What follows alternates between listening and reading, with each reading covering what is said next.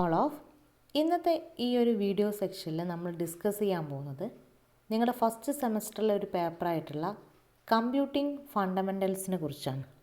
Okay, so ഈ ഒരു പേപ്പറിൽ ഇന്നത്തെ വീഡിയോ സെക്ഷനിൽ ഞാൻ ഡിസ്കസ് ചെയ്യുന്നത് ഇൻട്രൊഡക്ഷൻ ടു കമ്പ്യൂട്ടേഴ്സ്, അതുപോലെ familiarisation of operating system, then various computer language. നമ്മളെ സബ്ജക്റ്റിൻ്റെ നെയിം പോലെ തന്നെ കുറച്ച് ഫണ്ടമെൻ്റൽസ്, കമ്പ്യൂട്ടറിനെ കുറിച്ചുള്ള കുറച്ച് ഫണ്ടമെൻ്റൽ കാര്യങ്ങളാണ് നിങ്ങൾക്ക് ഈ ഒരു സെക്ഷനിൽ ഞാൻ ഡിസ്കസ് ചെയ്യുന്നത്.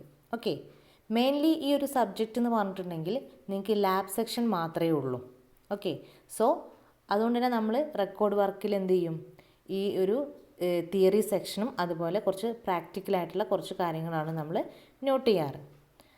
അപ്പം ഈ ഒരു തിയറി സെക്ഷൻ അധികം നിങ്ങൾക്ക് ചോദിക്കാറ് എക്സാമിൻ്റെ സമയത്ത്, ലാബ് എക്സാമിൻ്റെ സമയത്ത് വൈവി ആയിട്ടായിരിക്കും ഈ ഒരു തിയറി സെക്ഷൻ നിങ്ങൾക്ക് ചോദിക്കുന്നുണ്ടാവാം. ഓക്കെ, സോ ആദ്യം നമുക്ക് ഇൻട്രൊഡക്ഷൻ നോക്കാം. ഒരു കമ്പ്യൂട്ടറിനെ കുറിച്ചുള്ള കുറച്ച് ഇൻട്രൊഡക്ഷൻ കാര്യങ്ങളാണ് പറയുന്നത്. ആദ്യം തന്നെ നമുക്ക് കമ്പ്യൂട്ടറിൻ്റെ ഡെഫിനിഷൻ നമ്മൾ ഓൾറെഡി പഠിച്ചിട്ടുള്ളതാണ്. കമ്പ്യൂട്ടർ ഡെഫിനിഷൻ എന്ന് പറഞ്ഞെങ്കിൽ it's an electronic device that is used for information processing.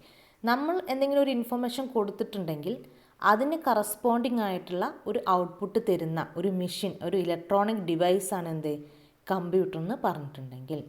Okay, അതുകൊണ്ടാണ് ഇതിനൊരു ഡിവൈസ് എന്ന് പറയാൻ കാരണം.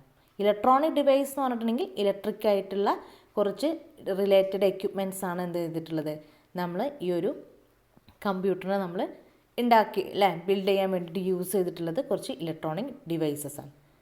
Okay, then computer system include A computer, peripheral device and A software. അതായത് നമ്മളൊരു കമ്പ്യൂട്ടർ സിസ്റ്റത്തിൽ പെരിഫറൽ ഡിവൈസസ് എന്ന് പറഞ്ഞിട്ടുണ്ടെങ്കിൽ എന്താണ്, അതിലുള്ള ഇൻപുട്ട് ഔട്ട്പുട്ട് ഡിവൈസസ് നിങ്ങൾ കേട്ടിട്ടുണ്ടായിരിക്കും അല്ലേ. നമ്മളൊരു സിസ്റ്റം എടുക്കുന്ന സമയത്ത് ഒരുപാട് ഇൻപുട്ട് ഔട്ട്പുട്ട് ഡിവൈസസ് ഉണ്ട്. ഓക്കെ, അപ്പോൾ ഈ ഒരു പെരിഫറൽ ഡിവൈസസ് എല്ലാം കൂടെ ഇൻക്ലൂഡ് ചെയ്തിട്ടുള്ള ഒരു സിസ്റ്റമാണ് എന്ത് കമ്പ്യൂട്ടർ സിസ്റ്റം എന്ന് പറഞ്ഞിട്ടുണ്ടെങ്കിൽ. ഓക്കെ, ദെൻ ഈ ഒരു സെക്ഷനിൽ ഡിസ്കസ് ചെയ്യുന്നത് പാർട്സ് ഓഫ് കമ്പ്യൂട്ടേഴ്സാണ്. ഓക്കെ, പാർട്സ് ഓഫ് കമ്പ്യൂട്ടേഴ്സിൽ ഒരുപാട് പാർട്സ് നമ്മളിതിൽ പറയുന്നുണ്ട്. കീബോർഡ്. ഓക്കെ, കീബോർഡ് എന്ന് പറയുന്നത് ഒരു ഇൻപുട്ട് ഡിവൈസാണ് അല്ലേ. നമ്മൾ കീബോർഡിൽ എന്തെങ്കിലും ഇൻപുട്ട്സ് ടൈപ്പ് ചെയ്യുന്ന സമയത്ത് അല്ലേ, നമ്മൾ ടൈപ്പ് ചെയ്യുന്നത് എന്ത് ചെയ്യും, അത് നമുക്ക് വ്യൂ ചെയ്ത് കാണുന്നത് എവിടെയായിരിക്കും, ഒരു ഔട്ട്പുട്ട് ഡിവൈസസ് ആയിട്ടുള്ള മോണിറ്ററിലാണ്. ഓക്കെ, സോ മോണിറ്റർ എന്ന് പറയുന്നത് എന്താണ്, ഒരു ഔട്ട്പുട്ട് ഡിവൈസസ് ആണ്. അതുപോലെ പ്രിൻ്ററും നമുക്ക് എന്താണ്, ഒരു ഔട്ട്പുട്ട് ഡിവൈസസ് ആണ് അല്ലേ. നമ്മൾ എന്തെങ്കിലും പ്രിൻറ്റ് ചെയ്യാൻ കൊടുത്തിട്ടുണ്ടെങ്കിൽ അത് നമുക്ക് എന്ത് ചെയ്യും, ഒരു ഹാർഡ് കോപ്പി ആയിട്ട് പ്രിൻറ്റ് ചെയ്തിട്ട് നമുക്ക് എന്ത് ചെയ്യും, വ്യൂ ചെയ്യാണ് ചെയ്യുന്നത്. ഓക്കെ, സോ പ്രിൻ്ററിനെ നമ്മളൊരു ഔട്ട്പുട്ട് ഡിവൈസസ് ആയിട്ടാണ് ഇൻക്ലൂഡ് ചെയ്തിട്ടുള്ളത്. ഓക്കെ, പിന്നെ രണ്ട് മെയിൻ ആയിട്ടുള്ള ഒരു കമ്പ്യൂട്ടറിനെ റിലേറ്റഡ് പറയുമ്പം ഏറ്റവും മെയിൻ ആയിട്ടുള്ള ഒരു സെക്ഷനാണ് സ്റ്റോറേജ്. ഓക്കെ, അതായത് നമ്മളൊരു ഡാറ്റ അല്ലെങ്കിൽ നമ്മളിപ്പോൾ ഫോണിലൊക്കെ യൂസ് ചെയ്യുന്ന സമയത്തും നമ്മൾ എന്തെങ്കിലും ഒരു ഡാറ്റ, എന്തെങ്കിലും ഒരു ഡോക്യുമെൻ്റ് കീപ്പ് ചെയ്യുന്നത് സേവ് ചെയ്ത് വെക്കാറുണ്ട് അല്ലേ. അതിന് വേണ്ടിയിട്ടുള്ള ഒരു സ്റ്റോറേജ് സ്പേസ് ഏതിലുണ്ടായിരിക്കും, കമ്പ്യൂട്ടറിൽ ഉണ്ടായിരിക്കും. ഓക്കെ, സോ അതിനെ സ്റ്റോറേജ് ഡിവൈസസ് എന്നാണ് പറയുന്നത്. ഓക്കെ, എക്സാമ്പിളായിട്ട് ഡിസ്ക്, അതേപോലെ ടേപ്പ്, ദെൻ പ്രൈമറി സ്റ്റോറേജ് ആയിട്ടുള്ള റാം, റോം ഒക്കെ കേട്ടിട്ടുണ്ടായിരിക്കും അല്ലേ. അതെല്ലാം എന്താണ്, ഇതിൻ്റെ സ്റ്റോറേജ് ഡിവൈസ് ആയിട്ടാണ് നമ്മൾ യൂസ് ചെയ്യുന്നത്. അതുപോലെ സെൻട്രൽ പ്രോസസ്സിംഗ് യൂണിറ്റ്. ഓക്കെ, ഏറ്റവും ഇമ്പോർട്ടൻ്റ് ആയിട്ടുള്ള ഒരു പാർട്ടാണ് സെൻട്രൽ പ്രോസസ്സിംഗ്. കമ്പ്യൂട്ടറിൻ്റെ ഏറ്റവും ഇമ്പോർട്ടൻ്റ് ആയിട്ടുള്ള ഒരു പാർട്ടാണ് central processing unit.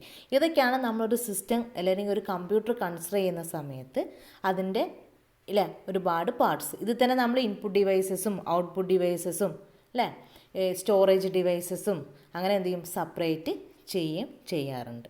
Okay, then next നമ്മളൊരു കമ്പ്യൂട്ടർ അല്ലേ, നമ്മൾ കമ്പ്യൂട്ടറിൻ്റെ ഒരു ബേസിക് കൺസെപ്റ്റ് പറയുന്ന സമയത്ത് നമുക്ക് എന്ത് ചെയ്യാം, കുറച്ച് ടേംസ് പരിചയപ്പെടാം. കമ്പ്യൂട്ടർ, അതുപോലെ കമ്പ്യൂട്ടർ പ്രോഗ്രാംസ്, അതുപോലെ ഹാർഡ്വെയർ, സോഫ്റ്റ്വെയർ. നമ്മൾ ഫെമിലിയർ ആയിട്ട് യൂസ് ചെയ്യുന്ന കുറച്ച് വേർഡ്സാണ്. ഒരുപാട് വേർഡ്സ് ഉണ്ട്, പക്ഷേ ജനറൽ ആയിട്ടുള്ള കുറച്ച് ടേംസ് മാത്രമാണ് നമ്മളിവിടെ ഡിസ്കസ് ചെയ്യുന്നത്. ഫസ്റ്റാണ് കമ്പ്യൂട്ടർ. നമ്മൾ ഓൾറെഡി കമ്പ്യൂട്ടർ ഡെഫിനിഷൻ പറഞ്ഞു അല്ലേ. Then it performs computations and make logical decisions billion times faster than human beings. അതായത് നമ്മൾ എപ്പോഴും ഒരു മെഷീൻ എന്ന് പറഞ്ഞ കൺസെപ്റ്റ് എന്തായിരിക്കും, നമ്മൾ എന്തൊരു എക്യുപ്മെൻറ്റ്സ് എടുക്കുകയാണെങ്കിലും മെഷീൻ എന്ന് പറഞ്ഞാൽ നമ്മൾ ഹ്യൂമൻ ബീങ്സിനേക്കാൾ എന്തായിരിക്കും അല്ലേ കുറച്ചും കൂടെ ഫാസ്റ്റായിട്ട് നമുക്ക് ഔട്ട്പുട്ട് കിട്ടുന്ന ഒരു ഡിവൈസ് ആയിരിക്കും.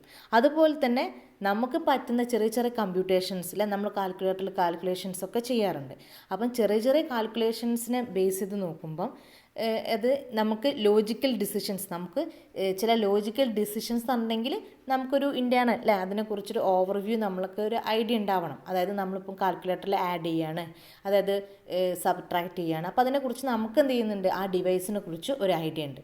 അതുപോലെ തന്നെ ഇതിനുള്ള ഒരു കോംപ്ലിക്കേറ്റഡ് ആയിട്ടുള്ള കാൽക്കുലേഷൻസിൻ്റെ കാര്യങ്ങളൊക്കെ വരുന്ന സമയത്തും, അതുപോലെ ഒരു സ്റ്റോറേജ് എന്ന് പറഞ്ഞൊരു കൺസെപ്റ്റിനെ കുറിച്ച് വരുന്ന സമയത്താണ് നമ്മൾ എന്ത് ചെയ്യുന്നത്, ഒരു കമ്പ്യൂട്ടർ സിസ്റ്റത്തിനെ കുറിച്ച് ചിന്തിച്ച് തുടങ്ങിയിട്ടുള്ളത്. ഓക്കെ, നെക്സ്റ്റ് ഒരു ഇമ്പോർട്ടൻറ്റ് പോയിൻ്റാണ് കമ്പ്യൂട്ടർ പ്രോഗ്രാംസ്. നിങ്ങൾ ഒരുപാട് കേട്ടിട്ടുണ്ടായിരിക്കും. കമ്പ്യൂട്ടർ പ്രോഗ്രാംസിൻ്റെ ഡെഫിനിഷൻ ഇവിടെ പറയുന്നത് set of instructions four which computer process data. അതായത് നിങ്ങൾക്ക് തന്നെ അറിയുന്നുണ്ടാവും ഒരുപാട് കമ്പ്യൂട്ടർ പ്രോഗ്രാംസ് അല്ലേ. നമ്മൾ എക്സാമ്പിളായിട്ട് നമ്മൾ ഒരുപാട് സോഫ്റ്റ്വെയർസ് യൂസ് ചെയ്യുന്ന ആൾക്കാരാണ്. ഫോണിലാണെങ്കിൽ ഒരുപാട് ആപ്ലിക്കേഷൻ അല്ലേ, നമ്മൾ ഫോണിലൊക്കെ യൂസ് ചെയ്യുന്ന സമയത്ത് ഒരുപാട് ആപ്സ് അല്ലെങ്കിൽ ആപ്ലിക്കേഷൻ എന്ന് പറയും. ആ ഓരോ ആപ്പും നമ്മൾ ഉണ്ടാക്കിയിട്ടുള്ള എന്താണ്, ഒരുപാട് അല്ലേ, ഒരുപാട് programs, computer related programs use ചെയ്തിട്ടാണ് ഓരോ ആപ്ലിക്കേഷൻസും നമ്മൾ ഉണ്ടാക്കിയിട്ടുള്ളത്. സോ നമ്മൾ കമ്പ്യൂട്ടറിൻ്റെ കേസ് പറയുന്ന സമയത്ത് പ്രോഗ്രാമിന് അത്രയും പ്രയോറിറ്റി ഉണ്ട്.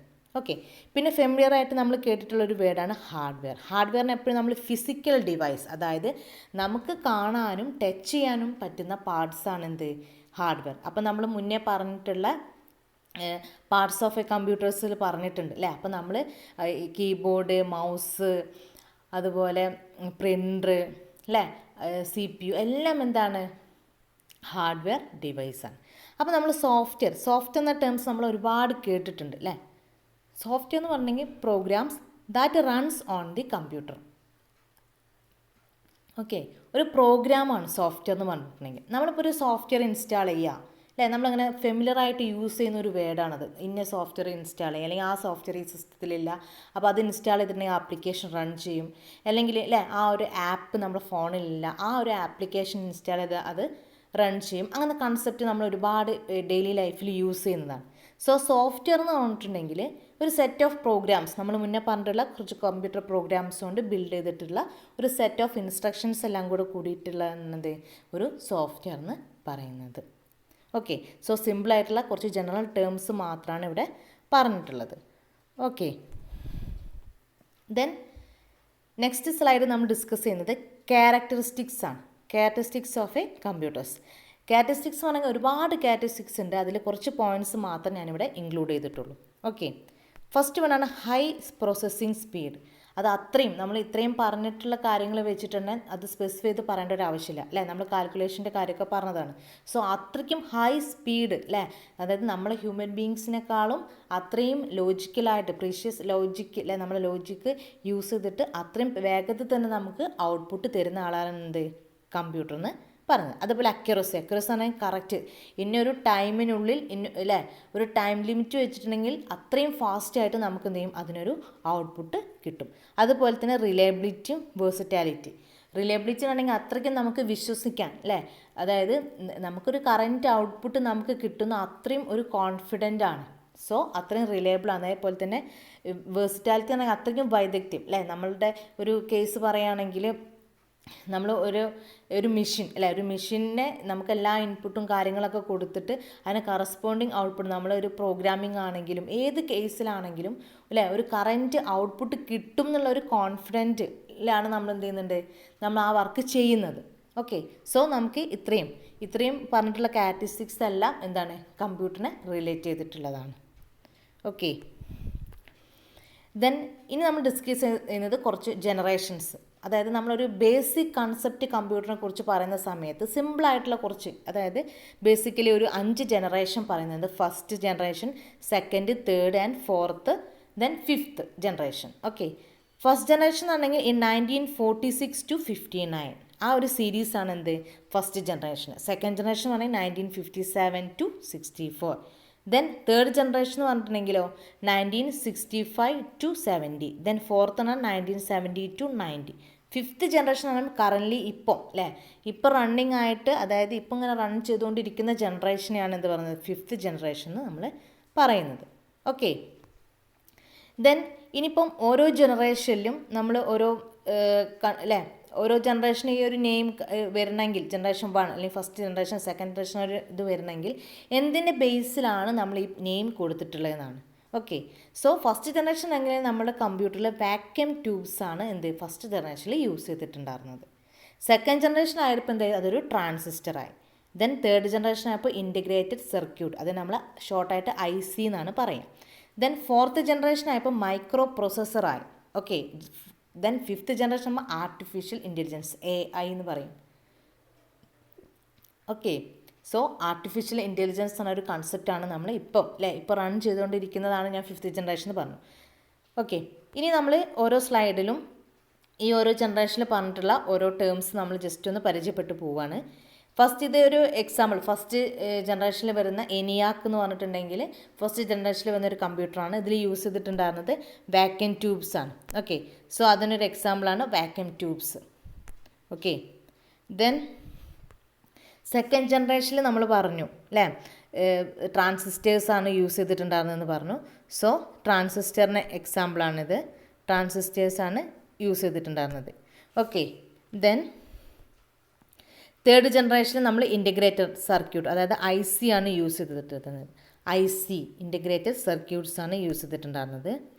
ദെൻ ഫോർത്ത് ജനറേഷനിലായപ്പോഴത്തേക്കും മൈക്രോ പ്രോസസ്സർ, അതായത് ഒരു പ്രോസസ്സർ എന്ന് പറഞ്ഞൊരു കൺസെപ്റ്റ്, മൈക്രോ പ്രോസസ്സർ എന്ന് പറഞ്ഞൊരു കൺസെപ്റ്റാണ് നമ്മൾ യൂസ് ചെയ്തിട്ടുണ്ടായിരുന്നത്.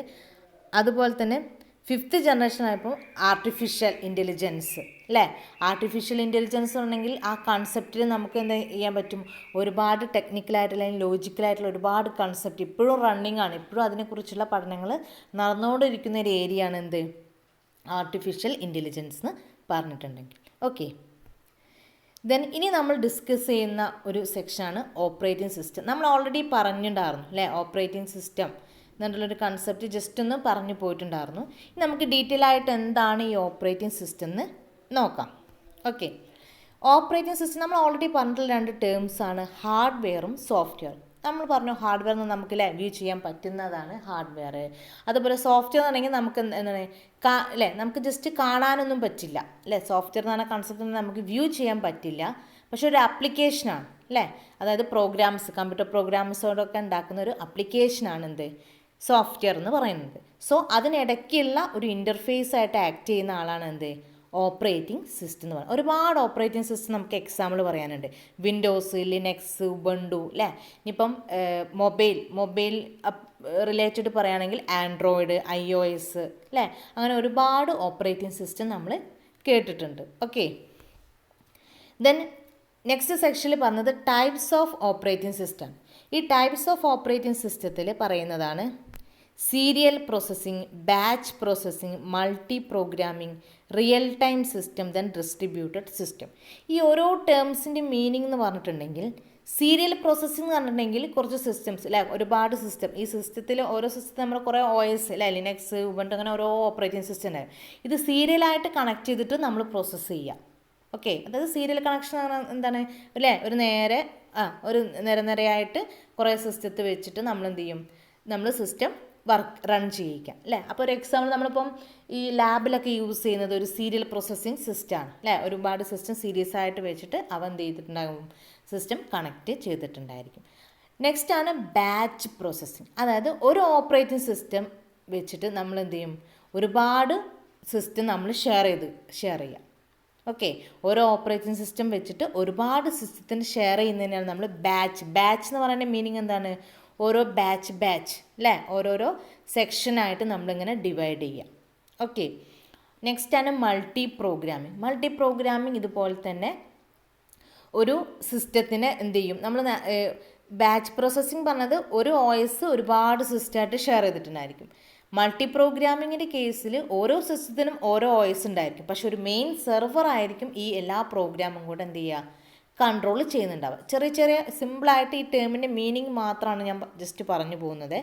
നെക്സ്റ്റ് റിയൽ ടൈം OSൻ്റെ കേസ് എന്ന് പറഞ്ഞിട്ടുണ്ടെങ്കിൽ ഞാൻ പറഞ്ഞു ബാച്ച് സിസ്റ്റത്തിൽ ഒരു OS ഒരുപാട് സിസ്റ്റം ഷെയർ ചെയ്യുന്നു. ദെൻ മൾട്ടി പ്രോഗ്രാമിംഗ് ആവുന്ന സമയത്ത് ഓരോ സിസ്റ്റത്തിനും ഓരോ OS ഉണ്ടായിരിക്കും, അതിനൊരു മെയിൻ സെർവർ ആയിരിക്കും കൺട്രോൾ ചെയ്യുക. റിയൽ ടൈം ആവുന്ന സമയത്ത് ഈ ഒരു മെയിൻ സെർവർ സിസ്റ്റം ഉണ്ടായിരിക്കും. ആ സെർവർ സിസ്റ്റത്തിൻ്റെ OS ആയിരിക്കും എല്ലാ സിസ്റ്റത്തിൻ്റെയും, അത് കണക്ട് ചെയ്തിട്ടുള്ള എല്ലാ സിസ്റ്റത്തിൻ്റെയും എന്ത് ചെയ്യുന്നുണ്ടാവുക, കൺട്രോൾ ചെയ്യുന്നുണ്ടാവുക. ഓക്കെ. Then distributed system. ഈ ഡിസ്ട്രിബ്യൂട്ടഡ് സിസ്റ്റത്തിൻ്റെ കൺസെപ്റ്റാണ് കുറച്ചും കൂടി ഈസി ആയിട്ടുള്ള വേ ആണ് എന്ത്, ഡിസ്ട്രിബ്യൂട്ടഡ് സിസ്റ്റം. നമ്മൾ നേരത്തെ പറഞ്ഞ പോലെ തന്നെ ഒരുപാട് സിസ്റ്റം അതിനൊരു മെയിൻ സെർവർ കൺട്രോൾ ചെയ്തിട്ടുണ്ടായിരിക്കും.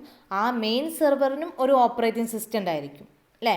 ആ OS എല്ലാത്തിനും കൺട്രോൾ ചെയ്യുന്നതിനെ നമ്മൾ റിയൽ ടൈം എന്ന് പറയും. പക്ഷേ ഡിസ്ട്രിബ്യൂട്ടഡ് സിസ്റ്റത്തിലാവുന്ന സമയത്ത് ഈ ഒരു മെയിൻ സെർവറിന് എന്തെങ്കിലും ജസ്റ്റ് ഒന്ന് ഒരു വാച്ചിങ്, അതായത് അതിനെ ജസ്റ്റ് കണക്ട് ചെയ്യുക എന്നുള്ളൊരു പോസിബിലിറ്റി മാത്രമേ ഉള്ളൂ.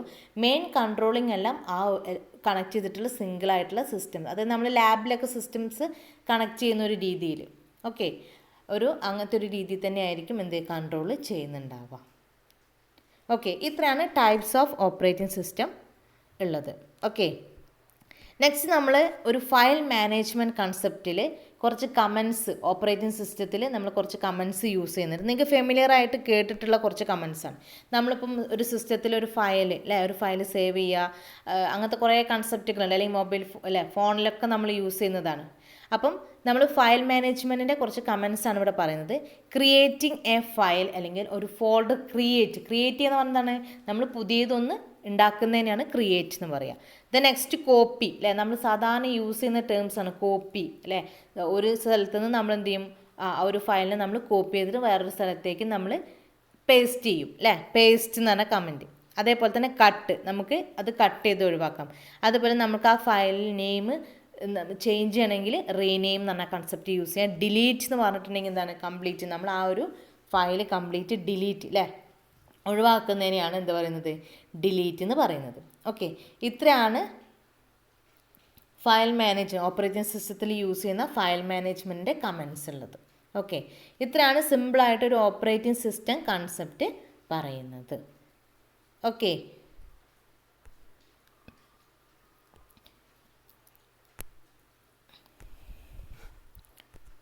ദെൻ നെക്സ്റ്റ് നമ്മൾ ഡിസ്കസ് ചെയ്യുന്നത് കമ്പ്യൂട്ടർ ലാംഗ്വേജ് ആണ്.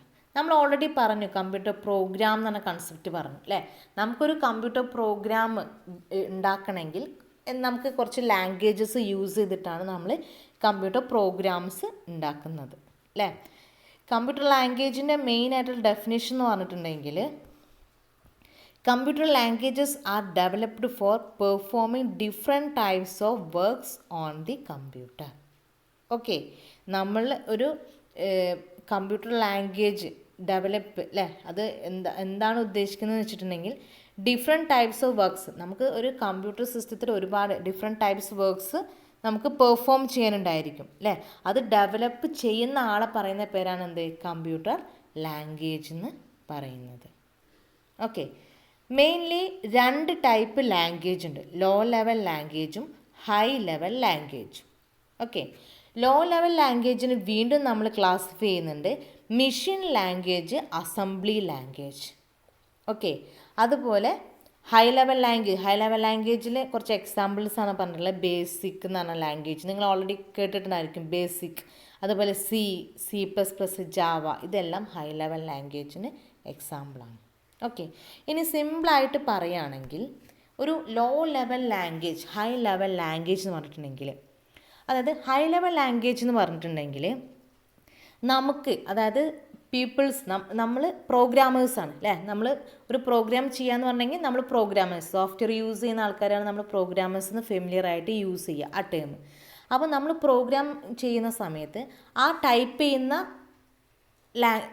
ലാംഗ്വേജ് അല്ലേ, നമ്മൾ ഓൾറെഡി കമ്മ്യൂണിക്കേഷന് വേണ്ടി യൂസ് ചെയ്യുന്ന ലാംഗ്വേജ് എന്നാണ് മലയാളം, ഇംഗ്ലീഷ്, അങ്ങനെ ഒരുപാട് ലാംഗ്വേജസ് നമ്മൾ കമ്മ്യൂണിക്കേഷന് വേണ്ടിയിട്ട് യൂസ് ചെയ്യുന്നുണ്ട്. സോ നമ്മൾ സിസ്റ്റത്തിൽ ഒരു കമ്പ്യൂട്ടർ പ്രോഗ്രാമർ ടൈപ്പ് ചെയ്യുന്ന ആ ഒരു ലാംഗ്വേജ് നമുക്ക് വായിച്ചിട്ട് അല്ലേ, നമുക്ക് നേരിട്ട് വായിച്ചിട്ട് മനസ്സിലാക്കാൻ പറ്റുന്നത്, അതായത് നമ്മൾ സാധാരണ കീബോർഡ് യൂസ് ചെയ്തിട്ടില്ല ഇംഗ്ലീഷ് ലാംഗ്വേജസ് ആണ് നമ്മൾ ടൈപ്പ് ചെയ്യാറ്. സോ കമ്മ്യൂണിക്കേഷന് വേണ്ടിയിട്ട് നമുക്കത് വായിക്കുമ്പോൾ മനസ്സിലാക്കാൻ പറ്റുന്ന ലാംഗ്വേജ് ആണെങ്കിൽ അതിന് ഹൈ ലെവൽ ലാംഗ്വേജ് എന്നാണ് പറയുക. ഓക്കെ, ലോ ലെവൽ ലാംഗ്വേജ് അതിന് എക്സാമ്പിളാണ് ബേസിക്, C++, ജാവയൊക്കെ എന്താണ് ഒരു ഹൈ ലെവൽ. അതായത് ആ ഒരു ലാംഗ്വേജ് നമുക്ക് നോക്കിയിട്ടുണ്ടെങ്കിൽ പെട്ടെന്ന് എന്ത് ചെയ്യാൻ പറ്റും, അത് മനസ്സിലാക്കിയെടുക്കാൻ പറ്റും. ഓക്കെ, നെക്സ്റ്റ് ആണ് ലോ ലെവൽ ലാംഗ്വേജ്.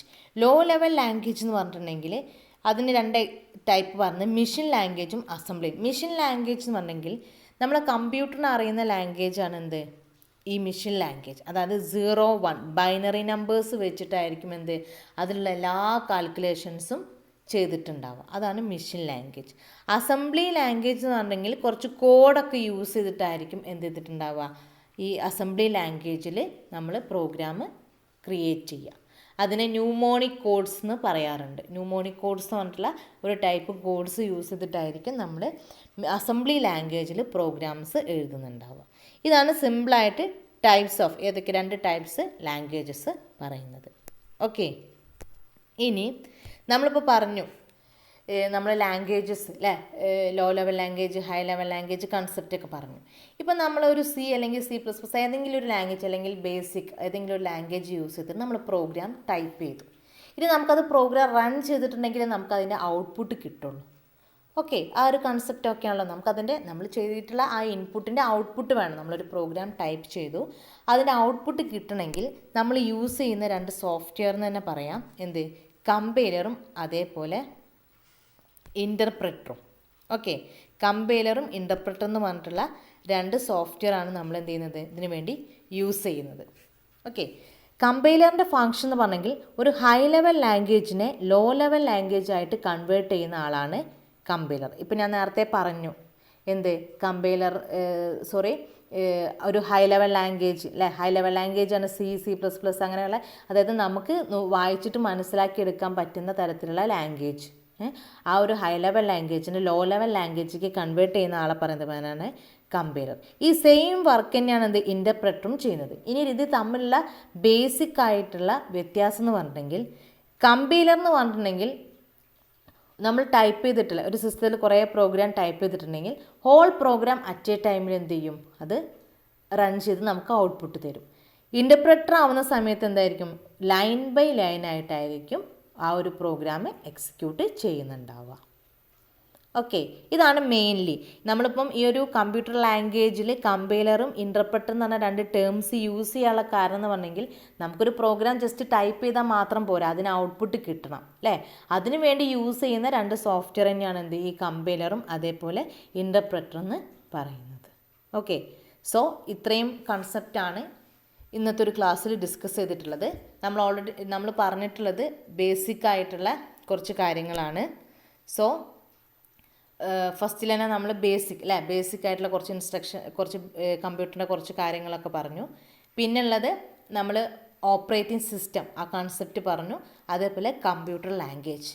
ഓക്കെ, ഇത്രയും സെക്ഷനാണ് നമ്മൾ ഈ ഒരു വീഡിയോയിൽ കവർ ചെയ്തിട്ടുള്ളത്. ഓക്കെ.